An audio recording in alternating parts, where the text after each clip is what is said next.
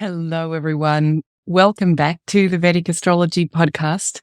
My name is Fiona Marques, and it is time once again to look at the entrance of the sun into a Rashi. Today, it is entering the Rashi Taurus, and hopefully we've all survived the amazing level of dynamism that was in Solar Aries. If you remember, we had a solar eclipse taking place, a total eclipse over many cities in the US during Solar Aries. So I think we all experienced a lot of stimulation and maybe some inspiration, being as the eclipse took place with Rahu and Venus and Mercury. Perhaps all of that Rajasic energy in Aries gave you some great inspiration of what it is that you would like to do with this coming year.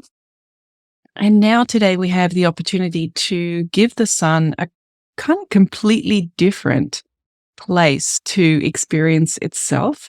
And that is Taurus, which is an earth sign, a female sign, and a Rajasic sign, and it's owned by Venus. So it's quite a change of energy from Aries, and it's also quite a change of energy from the sun's natural qualities as well, being as the sun in Vedic astrology is masculine and is related to the fire element, whereas Venus has all of that water kind of energy. So let's dive in and have a look at how this interaction between the sun and the Taurus Rashi might go about, and then also have a look at what that means for individual ascendants, because when you look at it, the ascendant level, the sun tells us something about that person's perspective. The sun will be maybe their first lord, or maybe their 12th lord, or their 5th lord, and just its location in a person's ascendant chart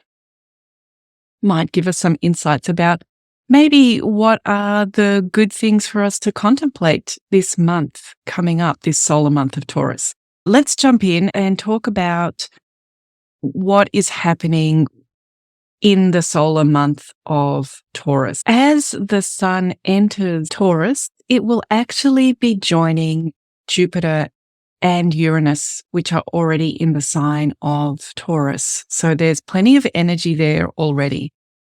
And as it is entering, it will also be a time when Jupiter and Uranus are conjunct with each other, both at 21 degrees in Taurus. And at the same time, Venus and Mercury are also conjunct right next door in Aries, where the sun has just left. So there's some energy marking this transition of the sun into Taurus, which might be taking place for you on the 19th or the 20th of April, depending on where you are in the world. Very soon after the sun moves into Taurus, we're actually going to have a full moon.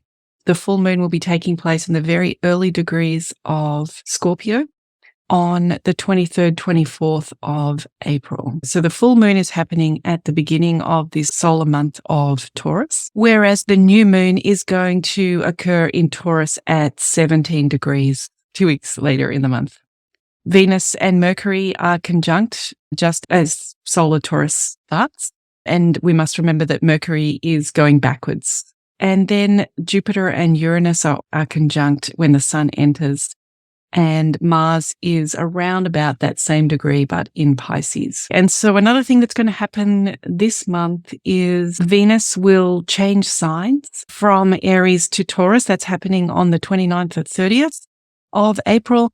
And right after that, Mars is going to change from Pisces to Aries. That's around the 30th of April, the 1st of May. After that happens, the new moon will occur at about 17 degrees of Taurus. And at the same time as that, Saturn will be at 17 degrees as well. And then after that, Mercury is moving into Taurus as well. So towards the end of this solar month of Taurus, we're going to have a lot of planets in Taurus, with Mercury, Venus, Sun, and Jupiter all there. And during this period, the Sun is going to conjunct Uranus and then really catch up to Jupiter, and they'll hang out for a few days together, being as they're headed in the same direction right at the end of this solar month. And right before the end of the month, we get Mars crossing over Rahu, just as the sun exits.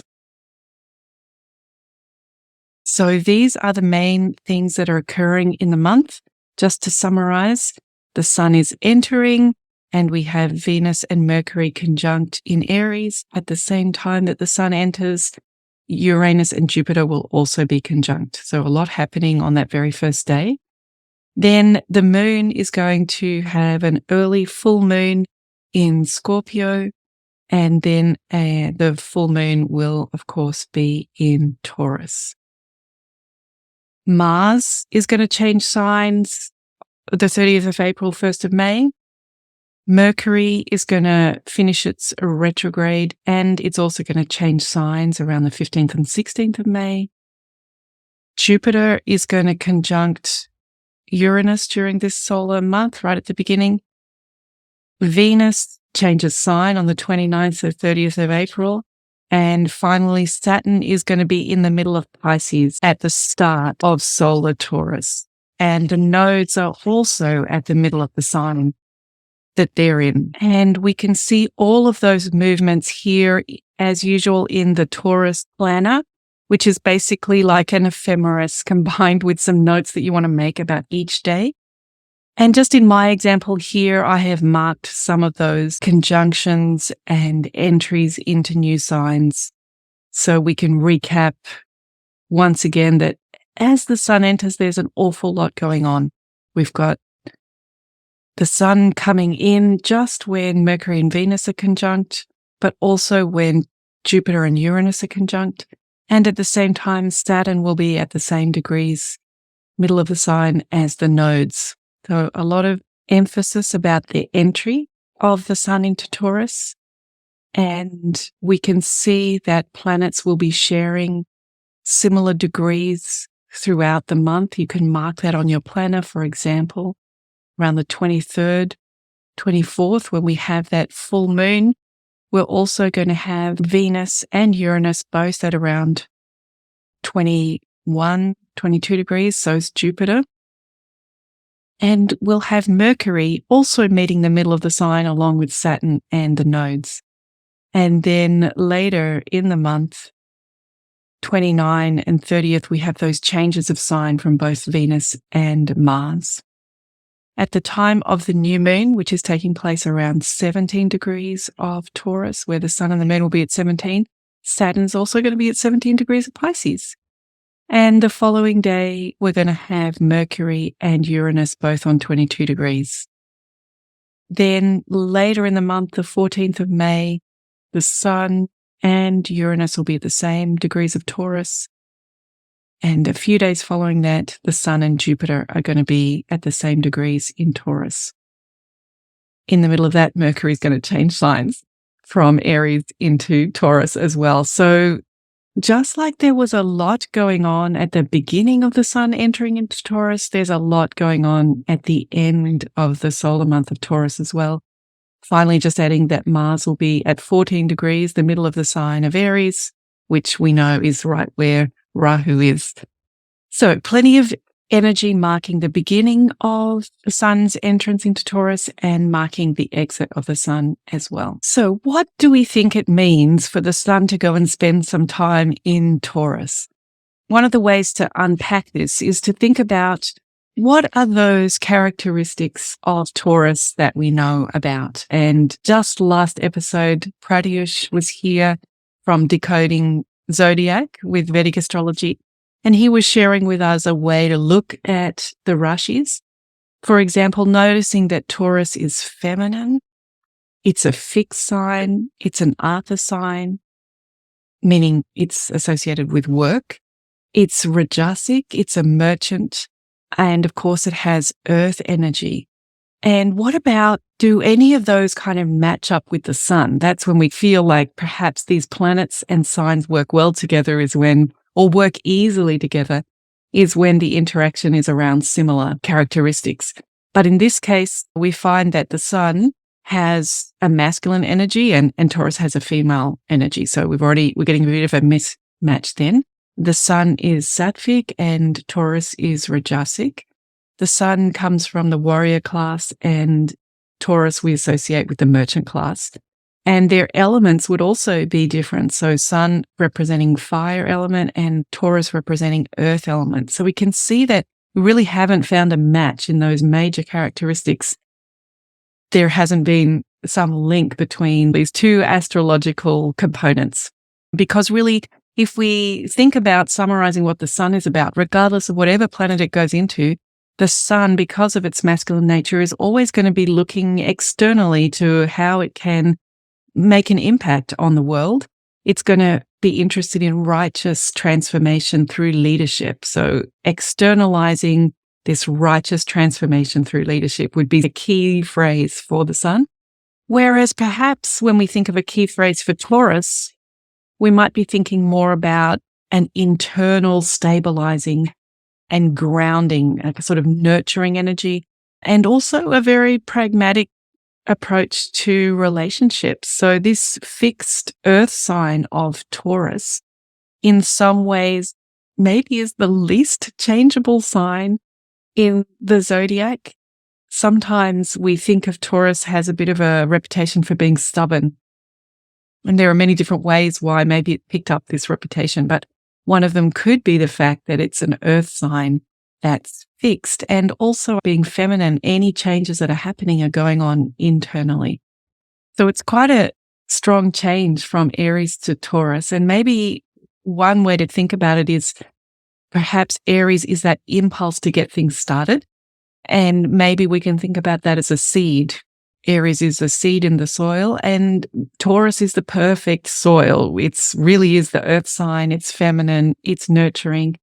It's moist or maybe even wet because of Venus. So this seed can get a lot of support in a way from Taurus.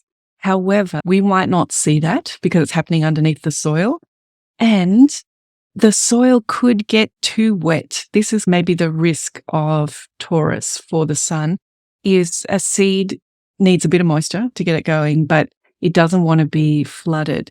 And if we think about the sun in Taurus from a Vedic astrology point of view, we would consider that to be a Lajjitaadi. So the sun being starved by Venus, the sun doesn't get starved by very many planets, only by Venus and Saturn. So when it's starved by Venus, because Venus is operating in the mundane world, it can have a focus on the external world, and the sun is our inner inspiration. So Venus starves the sun by believing that the outer inspiration is more important than the inspiration. And Venus can dampen the sun's natural fire of creativity. That's what we were just talking about, the seed getting flooded. The person maybe is doing things for the approval of other people. We talked about Taurus being pragmatic in its relationships. It really values harmony and diplomacy. And this can negate the sun's natural intelligence if it gets too interested in people pleasing. So it can lead the sun to not know what they want inside and make choices that are out of alignment with their soul. And that can, as a consequence, end up hurting others, which is the opposite of what the sun is all really about. So this is how Venus starves the sun in Taurus. There's several ways to create starvation, but one of them is by being in the sign of an enemy, and Sun and Venus are enemies. While we're here talking about starvation, we can also notice that Jupiter is in Taurus at the moment, and it would also be starved by being in a sign of Venus.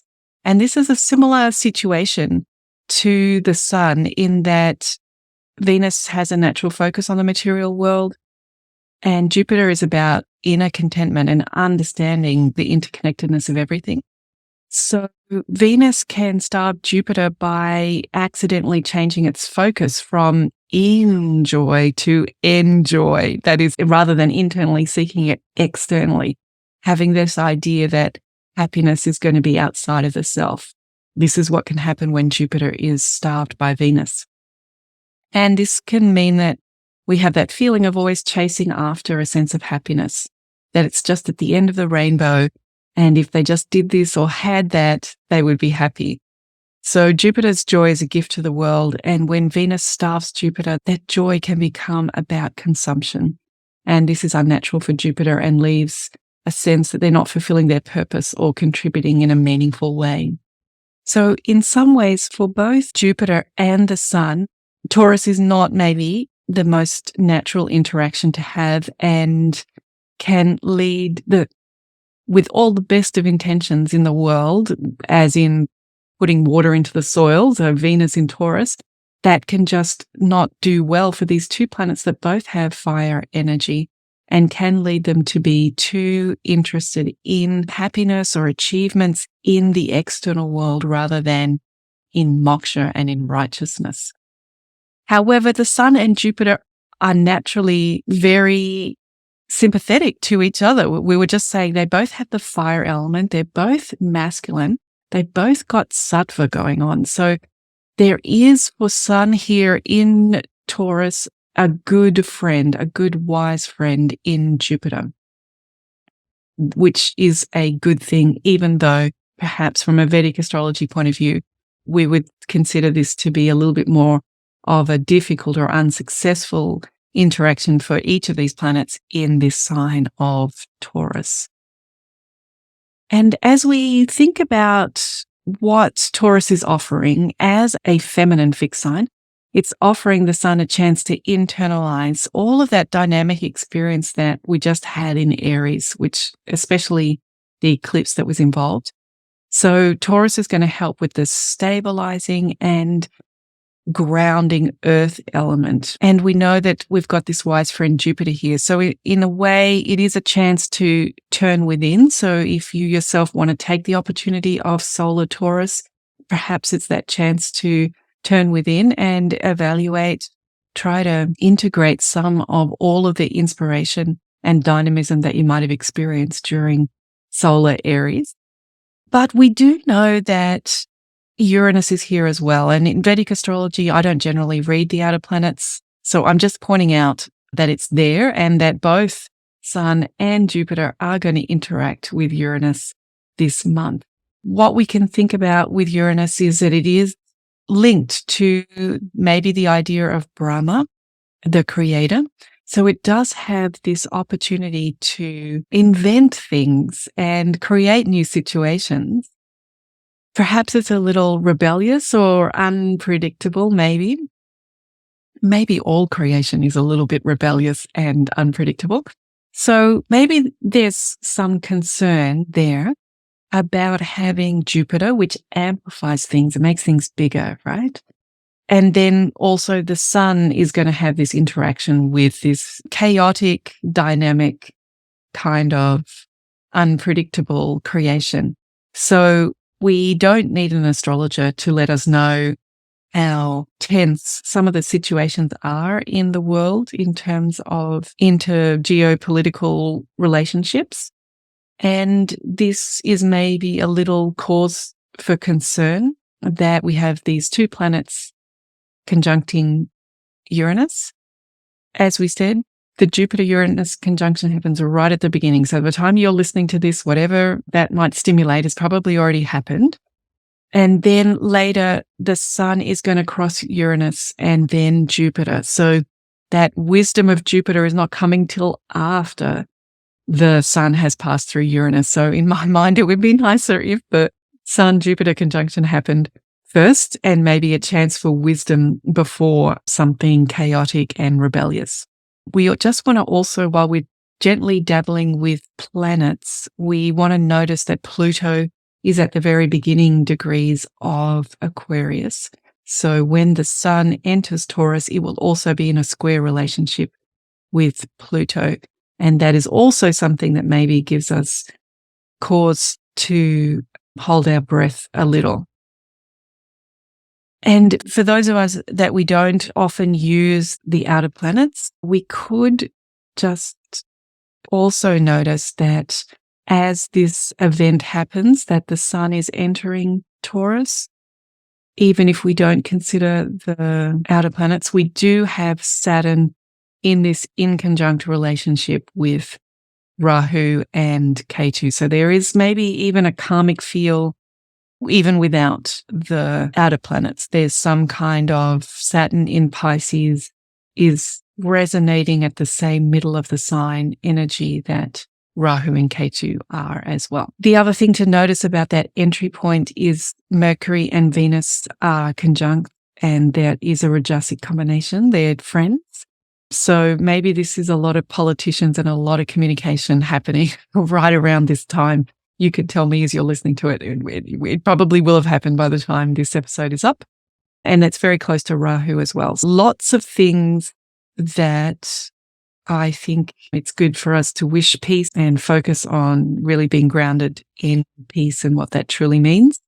Wishing all beings well as we enter Taurus this 19th and 20th of April. Now, what about your own chart? As we mentioned, the transits have a particular flavor for each ascendant, and it's very individual, and it's not something that any podcast could do justice to. But perhaps a conversation here on the podcast can open up one's mind to what are the elemental ingredients of this solar transit through Taurus, and how is that maybe individualized to my chart. So what we're going to do is have a look at this from the perspective of each ascendant and say all that we can say about the transiting planets. What we can't talk about is where each person's individual birth planets are, because that's what I don't know and I don't have in front of me, and they will drastically change how this transit appears for each person, because the state of the sun, your sun, wherever that is, or the state of your client's sun, is much more important than this particular transit. So we want to check what is happening with the sun in the birth chart. And because it's Taurus, we also want to check what's happening with Venus in the birth chart. So these two planets are going to be really critical in tailoring the meaning of the transit into your own life. So that's very contextualized and needs to be done at the each individual person basis. But why don't we challenge ourselves to have a look at how this shows up for each ascendant? How is this opportunity for the sun to perhaps turn within and reflect? How is that going to play out in each ascendant's chart? And what about the case of too much water on the seed, causing the inspiration to be snuffed out by getting too wet and being, in a way, even too much supported by the love of Venus? Venus starves by giving too much as a feminine, benefic planet. So if the person is an Aries ascendant, then Taurus is actually the second house for all Aries. For an Aries ascendant, Taurus tells us something about the kind of skills this person needs to gather resources and take responsibility. So it tells us that for Aries ascendant, in order to gather resources and take responsibilities, we want a stable, internal, solid kind of place to do that. And when the sun is transiting through Taurus, if you're an Aries ascendant, that means that your fifth lord is transiting your second house. And when it's a second house, links ideas of income with personal inspired creativity. So maybe we're going to feel a bit more confident about speaking about our creativity, or even moving our creativity into an income generating space in our life. So this is what the ideas of the sun you might like to contemplate during the month. And we also have to remember that the fifth lord can be romantic. So we might want to contemplate romance. And the sun here is giving us the chance to work out how to pay for the inspiration that we gained in solar Aries. So whatever, if you're an Aries ascendant, whatever inspiration you had during that period, how are you going to bring that into reality in a pragmatic way by finding the funds to do that? Now, we also want to note that the ascendant lord for Aries is Mars, and it's transiting through Pisces, which is the 12th house. So there may be some nebulousness about all of that. Pisces is quite beyond this material world, and Neptune is there. So maybe these ideas and inspirations are a bit nebulous, or there might be some also losses and things we need to let go of. So these are things Aries Ascendant might like to contemplate, linking their creative expression to income, thinking about how they're going to fund their inspirations, take responsibility for them and turn them into reality. And maybe also consider contemplating Mars is in the 12th sign for Aries Ascendant at the moment. Now, moving along, if you are a Taurus Ascendant, then this transit is taking place in the first house. And the first house is an angle and a trine. It's dharmic. And the sun for a Taurus Ascendant is the fourth lord. So for Taurus Ascendants, their life path is being supported by Taurus, creating a nurturing, stable, internal, and pragmatic kind of place for their life path to begin. And this transit of the fourth lord, the sun, through the first house might bring up issues of home, contentment, relationships with the mother, and new and growing ideas in these areas. Maybe you want to start learning something. And as this is also a Moksha Enlightenment combination, it is the perfect time to be contemplating our inspiration. But it could also bring uncertainty about balancing how to value one's inner peace, that inner safety and security, and not wanting to take risks. And so therefore compromising with others and maybe getting a little bit smaller. That's how the Venus starvation might be happening there. Now, but it will be with Jupiter, the 8th and the 11th lord, which is growing other people's money, gains through other people's money.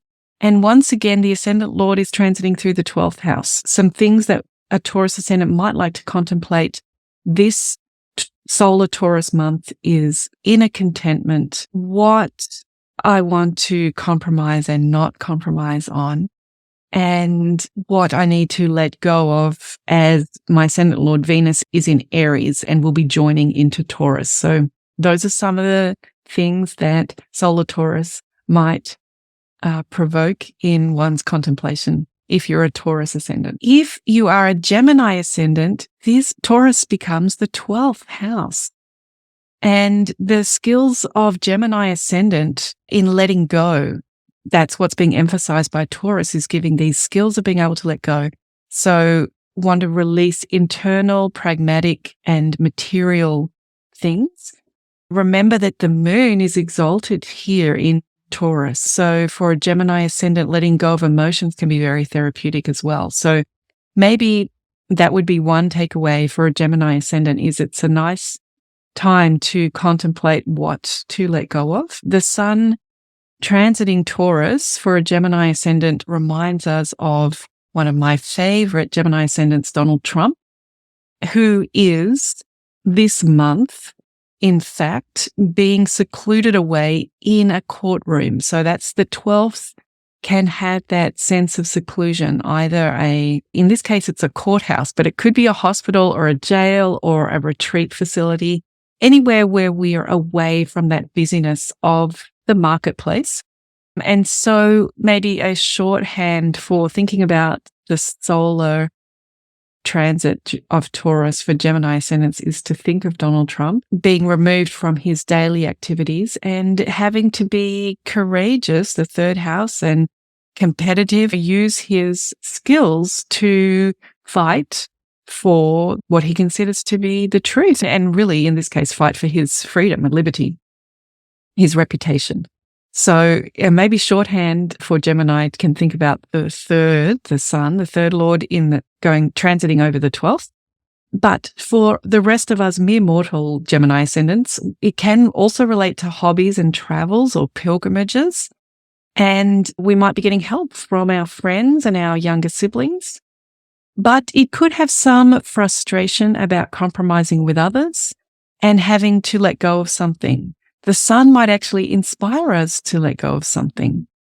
and the sun will be with the 7th and the 10th Lord, and the Ascendant will be transiting the 11th. So they're very powerful numbers. So for Gemini Ascendant, things to contemplate, what to let go of and what to compromise on, and maybe increasing our hobbies of contemplative activities of the 12th. So increasing our interest and hobbies in meditation or yoga or any of those kind of moksha related, maybe 12th house activities. If you're a Cancer Ascendant, then Taurus becomes your 11th house. For Cancer Ascendant, gains are internal nurturing and grounding.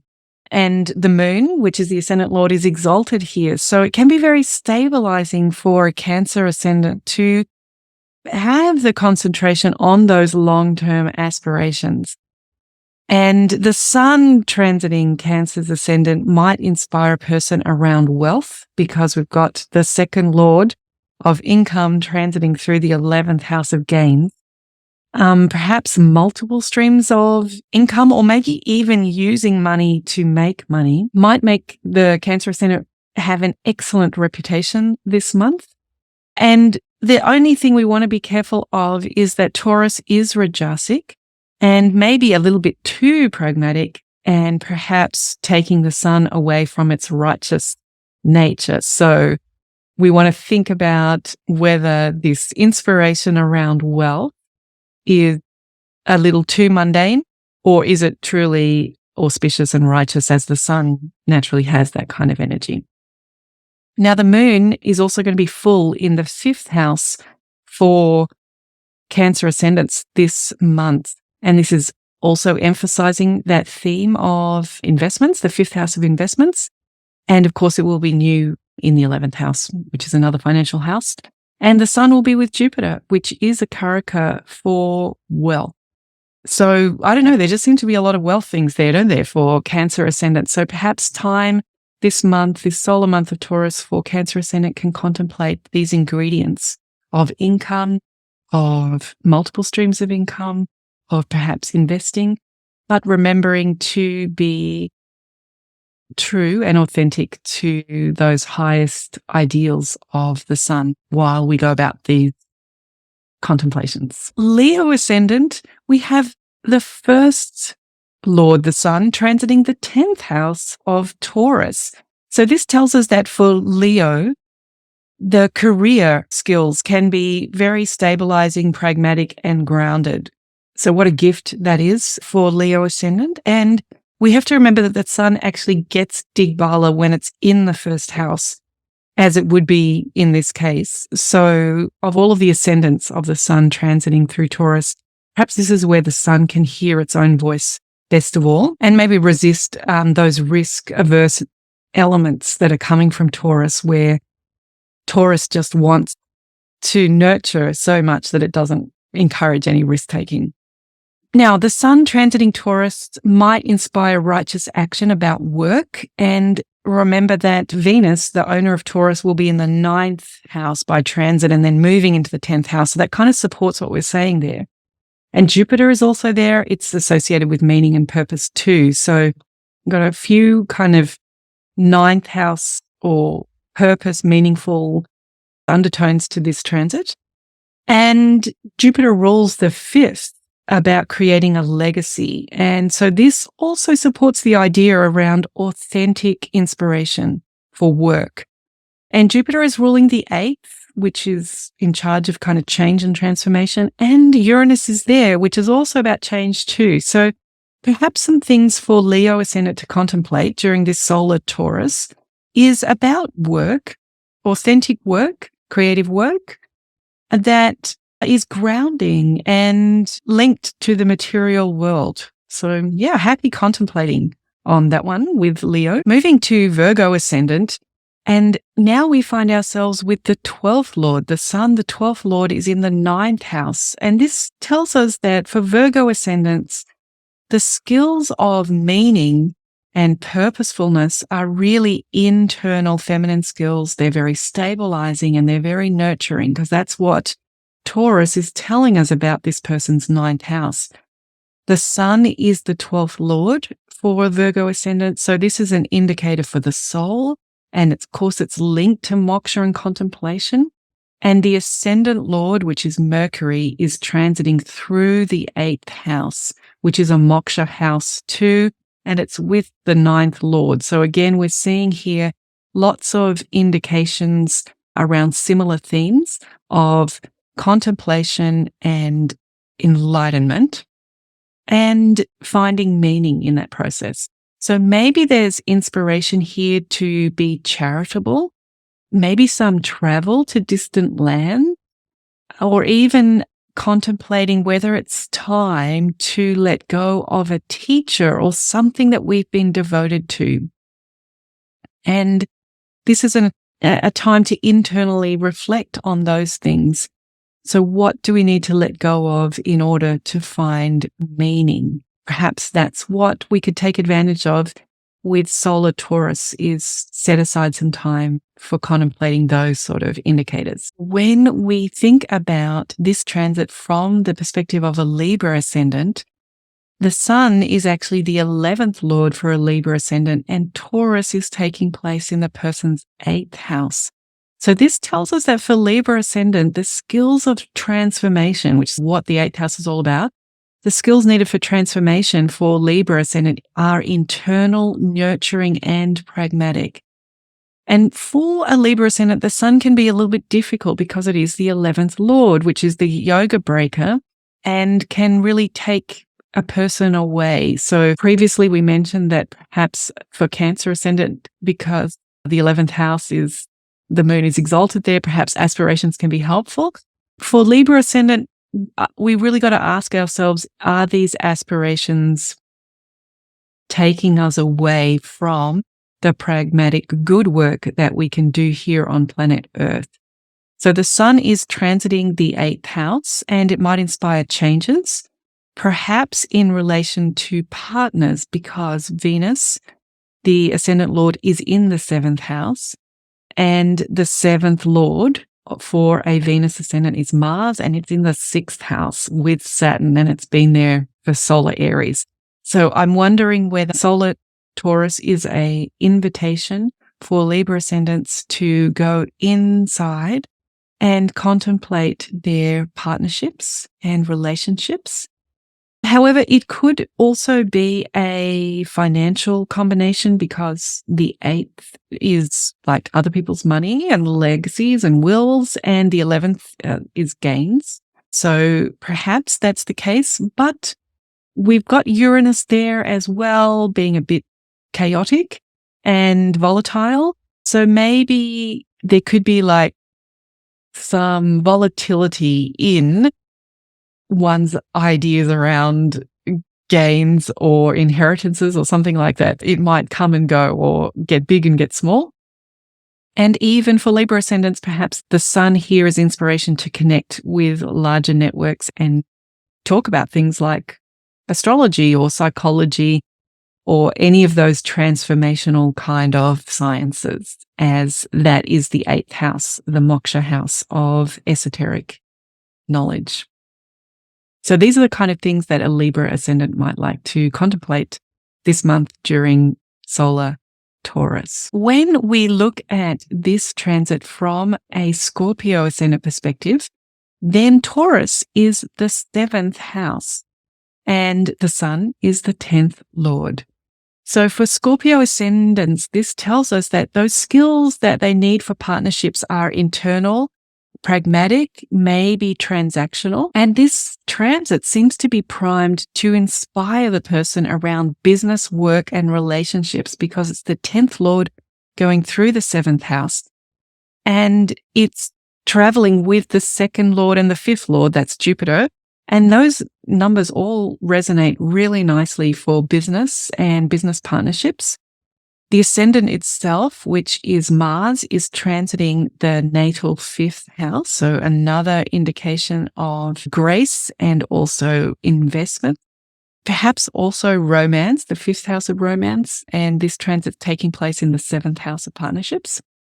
So maybe taking those inspirations from Solar Aries and finding business partners, relationship partners, We just want to be aware that Venus, which owns the 7th house, is currently transiting the 6th house. And it also rules the 12th house for Scorpio ascendants. So we just want to have our eyes open about the partners that we might be getting involved with. So just checking out that those are really supportive and true, honest relationships that are not going to be enemies, the 6th house of enemies, and are not going to be a cause of losses, Venus ruling the 12th house for Scorpio ascendants. So these are some things to contemplate for Scorpio ascendant during Solar Taurus. When we look at this solar transit from the perspective of a Sagittarius ascendant, we find that Taurus is the 6th house for a Sagittarius ascendant, and the sun would be the 9th lord. So this is telling us that for Sagittarius ascendants, the skills of their daily approach to life and to obstacles, the skills are internal, nurturing, and grounded. But we need to remember that Jupiter is starved by Venus. So the challenge can be having a benefic ruling the 6th, because we can be too gentle in our daily routines and we can be too gentle with our enemies. So it might be a nice time just to contemplate those things. And the 9th lord transiting our 6th house is maybe going to give us an inspiration to take graceful action to resolve those obstacles, maybe even taking legal action. And the sun is looking to make a righteous impact on our daily difficulties here, maybe giving some of its warrior energy. However, Taurus is very stable, and in some ways it almost makes it risk averse because it's so nurturing, not because it's fear-based risk aversion, but just because it's so the mother taking care of anyone who's in Taurus. So you might need to use that solar energy to have the consistency to take action here. Maybe that's what the sun is bringing. And remember, it will be with the ascendant lord. Jupiter is there as well for Sagittarius ascendant, and that also rules the 4th house. So that inner security and emotional security and inner peace and happiness. So yeah, the sun might bring some inspiration there. So that's something to contemplate. For a Capricorn ascendant, Taurus is the 8th house and the sun is the 5th lord. So the skills for Capricorn that are required to build a legacy are those slow, steady, grounded, harmonious progress that comes from Taurus. That is how Capricorn creates its legacy, the 5th house. And the sun's transit could inspire a moksha approach to our legacy because it's the 8th lord. And maybe our legacy is our children, or maybe it's our creative output. Maybe the sun is even going to inspire us to make some change or take action, or even wanting us to transform our relationship with our children or with our romances. It is a great combination for mantra, the 5th house of mantra, with the 8th lord, a moksha lord. So maybe this is a month for the Gayatri mantra here if you are a Capricorn ascendant. So these are some of the things to contemplate around our intelligence, the 5th house, and the 8th house of moksha and transformation for Capricorn ascendant. For Aquarius ascendant, the Rashi of Taurus is the 4th house, and the sun then would be the 7th lord transiting through the 4th house. So this tells us that for Aquarius ascendant, the skills of inner contentment are internal, nurturing, and grounding. And the sun transiting Taurus is maybe actually telling us something about our partner, because the sun here would be representing the partner, and perhaps the partner's going to have some inspiration about the home or improving the peace in the relationship. The ascendant themselves, the Aquarius ascendant, might feel responsible towards the home. And being as it's happening in a Venus sign, Taurus is a Venus sign, there might be an emphasis on a need for harmony, perhaps stabilizing any dynamism that happened for the partner during that Aries experience last solar month. So maybe this will even show up as inspiration to move home, to change home, because the 7th is the other side from the 1st. So maybe quite a move away from home. Maybe because Taurus is all about beauty, maybe it's going to be inspiration to improve, decorate the home. So these are some things to contemplate for Aquarius Ascendant. And then finally, looking at this transit from Pisces Ascendant, we find that Taurus is the third house for Pisces Ascendants. So it tells us that the skills of courage and adventure are internal, integrative, and harmonious for Pisces Ascendant. The Sun, when it's transiting, would be the third lord. So maybe it's going to be the inspiration to implement daily action that improves our hobbies and interests. Maybe it's going to improve our hobbies and interests around nurturing ourselves, being as it's in Taurus. And the Sun could bring some obstacles to encourage this person to find their courage and their self-value by taking action. So the challenge here is that Taurus is going to want to nurture and stabilize. So perhaps this is about internally reorganizing our approach to adventure, to our hobbies, and what it is that we like to develop and test ourselves and challenge ourselves. Maybe Taurus is offering the chance to do that integration internally. So these are some ideas of what Pisces Ascendant could consider and contemplate during this solar month of Taurus. Okay, that brings us all the way around the zodiac. I hope that you will find some valuable hints for what to contemplate as the Sun transits Taurus, and obviously wishing everyone in this stabilizing solar month and nurturing that we are able to connect with the mother energy and value all of our relationships, and around the world have that incentive to value each other. And I'll look forward to seeing you next time on the Vedic Astrology Podcast and see where we are when we do our next solar month, which will be Gemini, see what it is that we've learned from the month of Taurus. Of course, if you want to catch that Ephemeris, you can pick it up on Patreon at Fiona Marques, so Patreon/Fiona Marques. And we'd love to have you there anyway as well. So feel free to join. Wonderful. It's lovely to be with you. Best wishes for this solar month and look forward to seeing you again soon. Bye, everyone.